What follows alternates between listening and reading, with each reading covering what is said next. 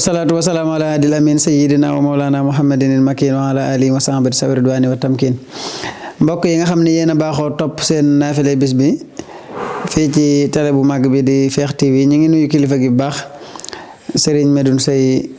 borom tawfeex ñu ngi lay nuyu di la siyaar bu baax di nuyu waa kër gi yëpp kon guddi fukkeel ga ak juróom-ñaar képp ku ci julli fukki rakka muy 10 rakka bu ci nekk fatiha benn yoon ak ina ansalnahu ak xul wallahu lu ci ne ñaari yoon képp ku ko def des na ko bindal teyaaba ju toll ne limu ka njëkk a gëm yàlla ba ki mujj a gëm yàlla loolu nag mooy xanaa mooy limu jullit yëpp ki njëkk a gëm yàlla ba ci ki mujj a gëm yàlla fekkee dafa tawatoon sunu borom dana ko saafara kon fekkee da ngaa tawat boo ko defee pare ñaanal yàlla mu saafara la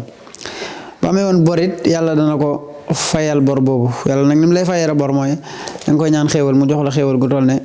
da nga ca mën a fay bor waaye nag na nga am ragal yàlla buñ la joxee lu toll ne na nga fay bor ba na nga dem fay ko te bañ ko dugal ci yeneen soxla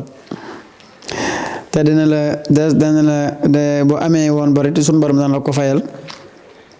bu nekkoon ci njàqare des na wuññi njàqare la fekkoon da nga am loo tiitoon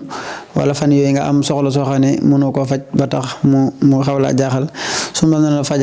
dana la fajal njàqare loolu kon loolu kenn ku nekk war na ca góorgóorlu seen laabire bés bi seen xikama bés bi mooy na nga am muñuk suuf ndax suuf de nit ñi ngi jaar ci kawam di ci doxee nu mu leen neexee leen lu nekk ñu def ko ci kawam te du tey mi ngi ne tekk rek